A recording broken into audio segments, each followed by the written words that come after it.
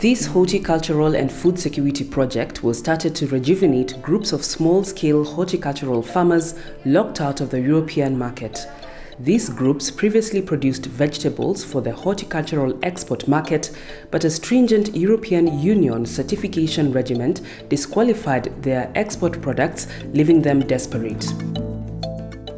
Intervention of the program with export farms led to the retraining of the farmers to qualify for the export market certification. Farmers who had been locked out of the lucrative export market are now back on the driver's seat. Ili mazao yetu yakaweze kukubalika, wao wakasema sisi tutawafundisha hawa wakulima na tuwatayarishe kwa certification ili mazao yao yapate kuenda ng'ambo, na wamekuwa wakifanya hayo yote mpaka wa sasa. Katika mashamba yote ya wakulima ukienda utapata tumepata mafundisho hayo yatakayotuwezesha kuwa certified. We also do a lot of training in governance and record keeping, and that's actually one of the main issues. If we start with a group, that has to be in place. We need a good committee and good bylaws and a constitution.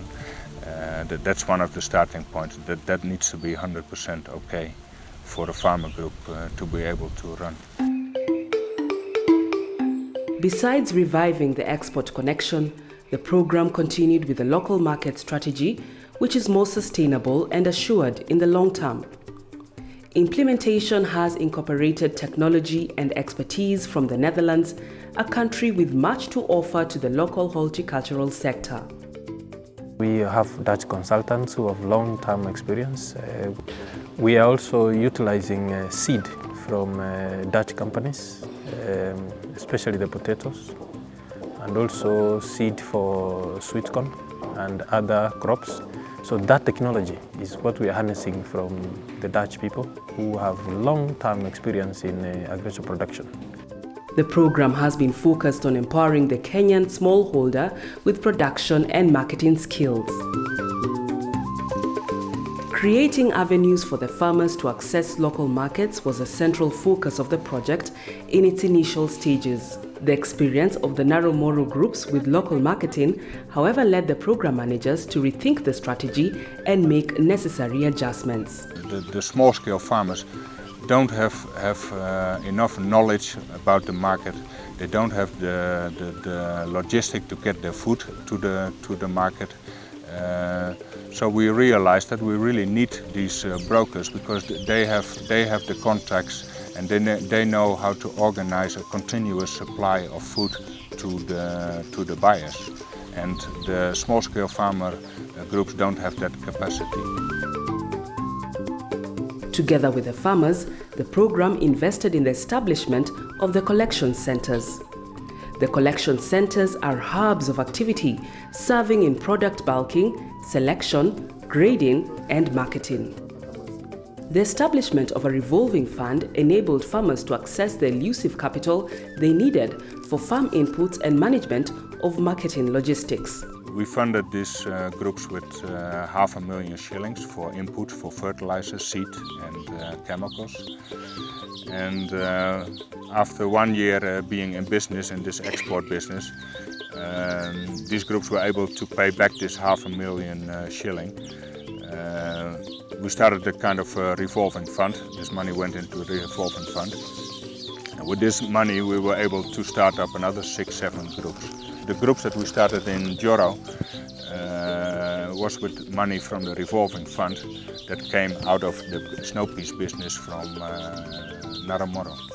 Where potential in small-scale holders has been identified, the program has upscaled to engage new groups, enhancing their capacities in production and linking the farmers to new markets. Those groups have grown to 10 groups, spread in Kinangop, Naromoro, Njoro, and Ukambani.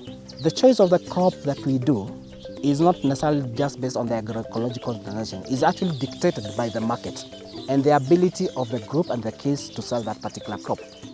So the choice of the crops actually would always be determined by the market itself and the proximity to the market.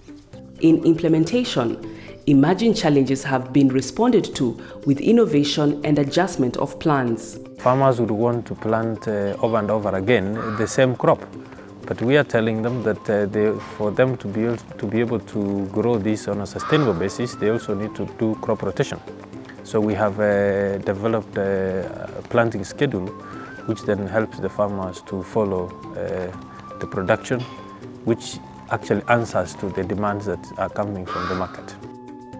The project has given the new varieties of potatoes introduced from the Netherlands priority in crop selection. We've introduced also a lot of new potato varieties in the groups, creating awareness among the farmers of what clean new seed potatoes can do for them. That increased production. That is still ongoing. Optimism is high, motivation is high. Groups of farmers that were on the verge of despair 3 years ago are now confident of stable production and incomes. Last year tulikuwa na 45 tons. Mwaka huu tunatarajia zitakuwa nyingi. We expect to have about 60 tons. The turnaround that this program has realized for the farmers presents lessons worthy of note. Will be careful selection of the crops, assessment of the soil and all the environmental factors that are involved for the support of that particular crop, good agricultural production processes that are observed to the letter, and then, which is very, very critical, marketing of that produce. It will not be a success right now if we had all these good agricultural practices with very, very good produce and we're having a lot of yields and we are not able to translate that into money.